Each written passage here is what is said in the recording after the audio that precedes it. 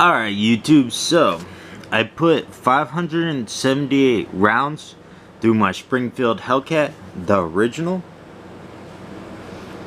before I decided it was time to send it back to factory to be worked on by Springfield Armories. I talked to him on the phone. I was very clear and forthcoming about what my issues were. I wasn't trying to downplay it or upplay it or make it worse than it really was. It really wasn't that big of a deal because it's a defensive pocket pistol. But what my issues were, 3 rounds, it was either 3 or 4 rounds, I can't remember exactly. I know 2 were with Federal 115 grain. Either 2 or 1 was with the Federal 115 grain, and 1 or 2 was with the Winchester 115 grain. What was happening was right there underneath the feed ramp, you see that second lip right there? They were getting stuck underneath the second, causing major malfunctions.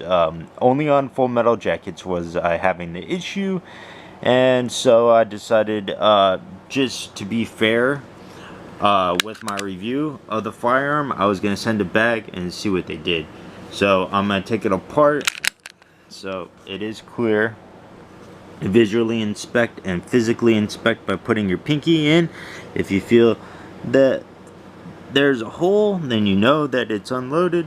Go ahead and keep it pointed down.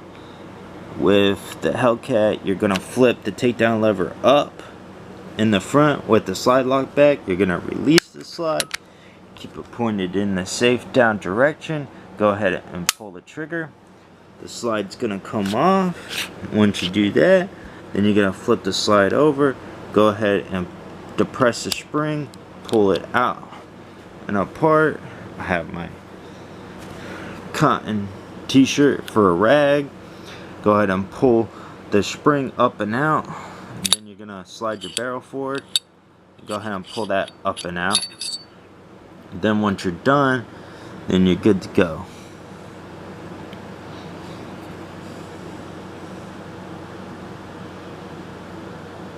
So they did some work on it.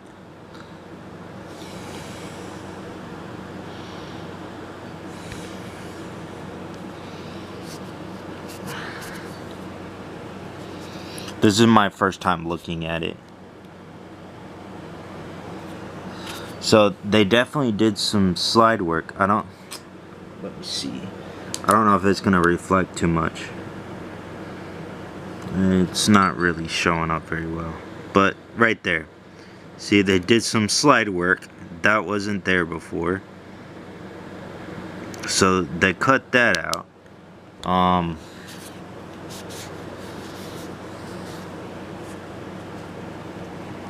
Definitely looks like they did some polish work, changed some stuff up in here. Looks like they put a new part in here. That is not what was originally in there, so they changed that. They polished that. Looks like they did work on that too as well. So they polished that.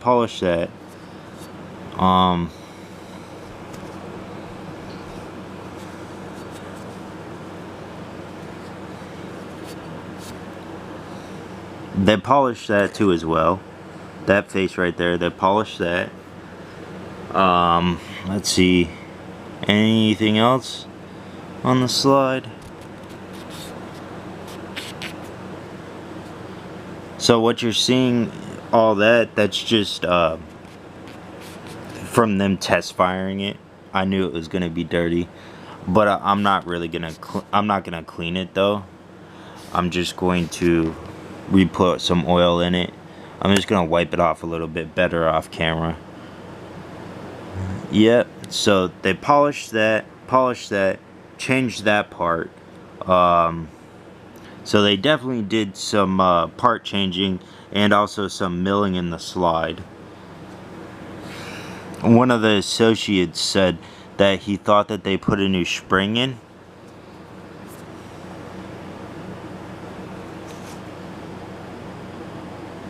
One of the associates I work with, by the way. I sell guns.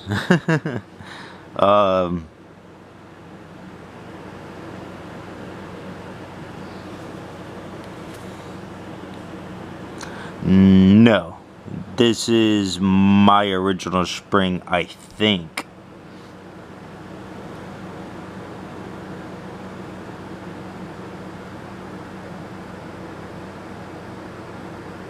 Yeah, this is my original spring. So they didn't replace the spring, I don't think. I could be wrong, but it appears that they kept the same spring. Recoil spring. So, let's see. Alright, they did not do anything with that.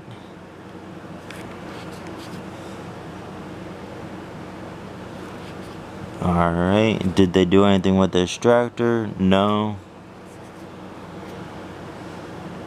They didn't touch the back rails. Alright.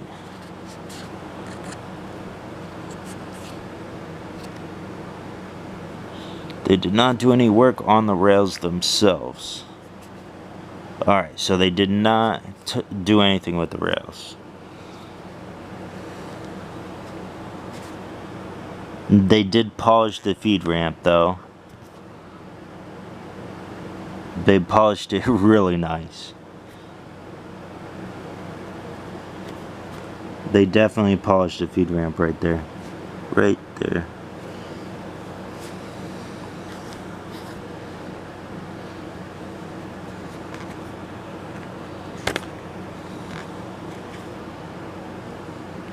So I'm not going to clean it 100% like I would normally. I'm just going to put some oil on it and then take it to the range.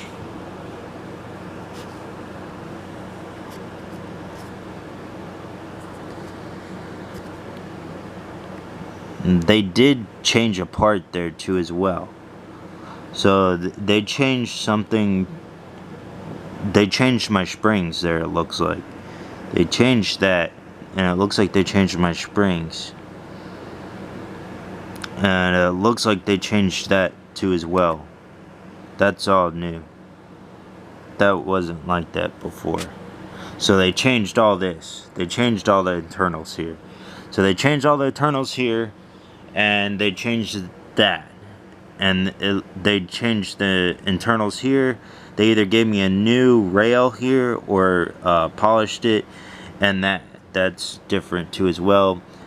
So it looks like they probably gave me a new part, and it's all polished up and everything. So it looks like they replaced some parts.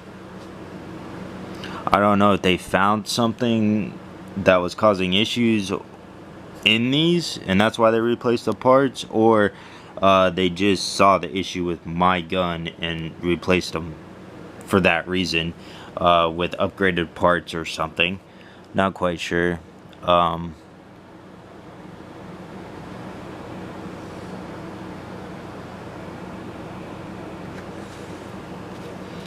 Definitely noticing some different parts and also some machine work. Doesn't look like they did anything to the outside of my barrel. They definitely didn't.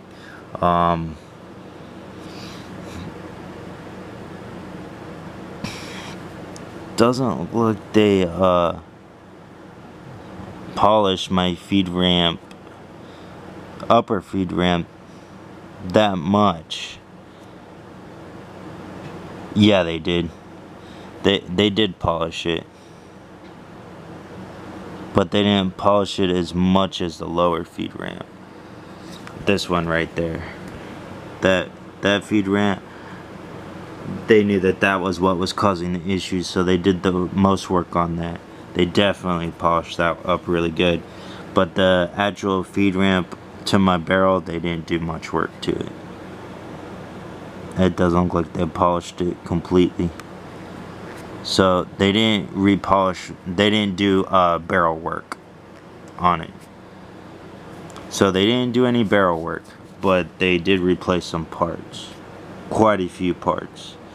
And they changed up some internals. And it looks like they polished some parts too as well. Alright, so I'm gonna eventually do a 1,000-round review, so I keep track of all my bullets that I put through my guns. 578 prior to the work done of me sending it back to factory.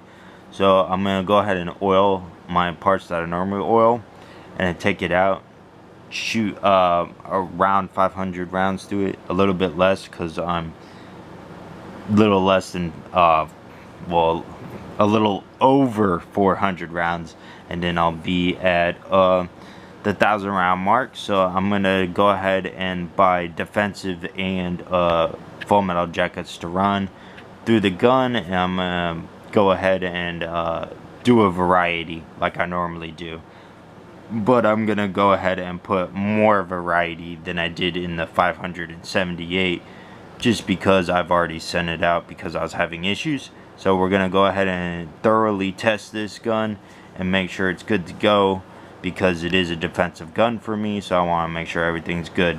So I'll go ahead and put some oil on the outside of this and then put it back together, and then we'll be good to go for testing.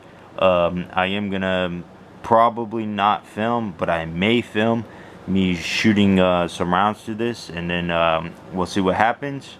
But if I do have any issues, I'll let you know, and we'll go ahead and get at it, see if the parts that they changed and the work that they did fix the problem. But yeah, you can tell that they did test it, and of course I'm not going to count rounds that they tested with because I don't know how much they did. So I assume I'm right around 600 to 650 rounds through this gun, including what I put through it and factory testing before, prior to selling it to the consumer market, and testing after they did work on it. So good jobs. It looks like Springfield, they definitely did some work. They definitely did some work that I did not notice on the barrel itself. They changed that as well. They added that. So they did do a little barrel work. It doesn't look like they did a lot to the barrel, but they did do a lot to the internals. So we'll see if it fixed the problem. YouTube, I'll let you know as soon as possible.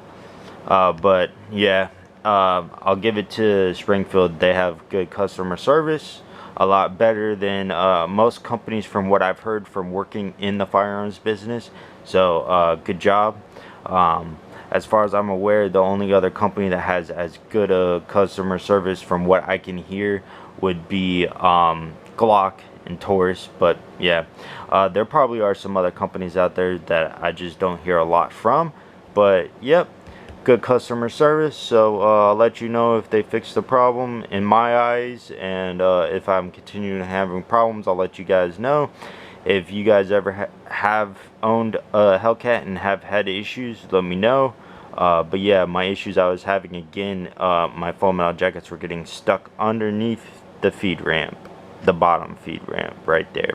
They're getting stuck underneath there and causing major malfunction jams where tapping and racking could not possibly solve the issue. I had to lock the slide back, force the magazines out, physically force them out, because of course they were jammed up really bad, and then I had to reach in and remove the jams, which was very difficult to do. So that's why I decided to send it back, because in a defensive pistol you don't want that. But yeah, like I said, it was with full metal jackets, so I wasn't too concerned. If I was too concerned, I wouldn't have sent it back, and I would just probably got rid of the pistol. But yeah, anyways, YouTube, thank you for watching, and you guys have a good one. See you.